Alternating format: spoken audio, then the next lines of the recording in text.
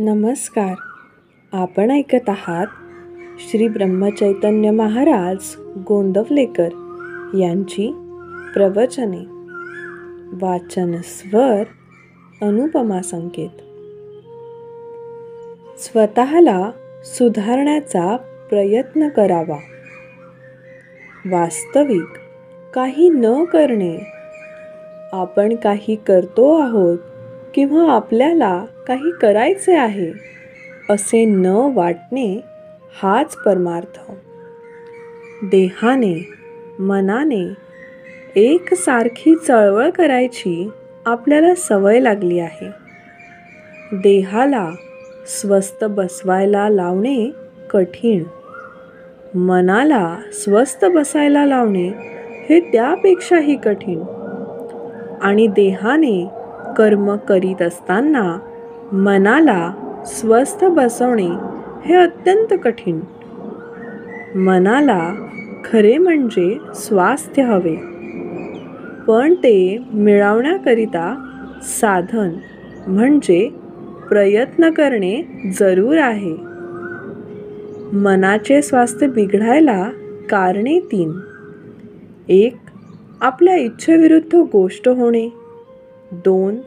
मागच्या आपल्या वाईट कर्मांविषयीची आठवण होणे. आणि 3. उद्याची काळजी लागणे. आता जो तो आपल्या इच्छेप्रमाणे व्हावे असे म्हणणार, मग सर्व तुमच्या इच्छेप्रमाणे कसे चालतील? तुमच्या इच्छेविरुद्ध गोष्टी होणारच. तेव्हा स्वास्थ्य बिघडू न देण्यासाठी आपली इच्छाच नाहीशी करावी. अमुक गोष्ट मिळावी ही बुद्धीच नाही ठेवू. हाव सोडावी, लोकांची आस सोडावी. जे काही होते ते रामाच्या इच्छेने झाले असे म्हणावे.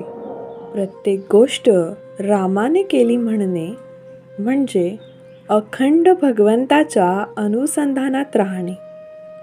आपण अहमपणा खरोखर किती खोल केला आहे पहा.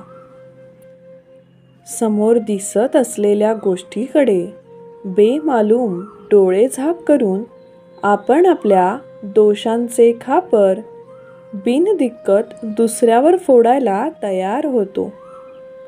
अमक्या तमक्याच्या नादाने आपला मुलगा बिघडला असे आपण म्हणतो, कारण आपलाच मुलगा खराब हे म्हणवत नाही. ते म्हणण्याची लाज वाटते, म्हणून दुसऱ्याच्या मुलाला आपण वाईट म्हणतो. आपला मुलगा आपल्या डोळ्यादेखत संगतीच्या योगाने एवढा बिघडतो, तर मग संगतीचा परिणाम केवढा असला पाहिजे? संगतीचा परिणाम जर एवढा मोठा आहे, तर संत संगतीत असताना आपल्यात सुधारणा का दिसू नये? संत संगतीने मग आपण निश्चितच सुधारायला पाहिजे.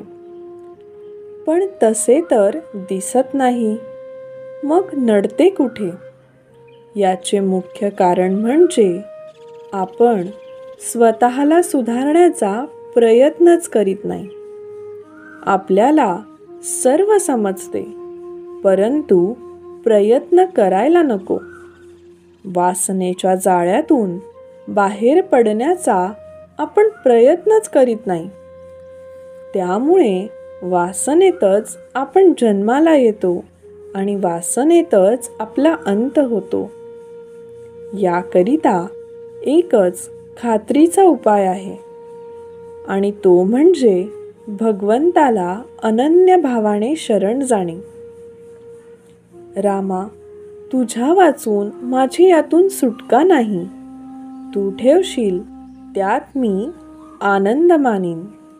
तुझे प्रेम मला लागू दे, असे कळकळीने रामाला सांगावे आणि सदैव त्याचे नाम हृदयात ठेवावे. तो उदार परमात्मा तुमच्यावर कृपा केल्याशिवाय राहणार नाही, याची खात्री बाळगा. वासना मारायला भगवंताचे अधिष्ठान हा एकच उपाय आहे. सुंदर दिवसाच्या सुंदर शुभेच्छा. धन्यवाद.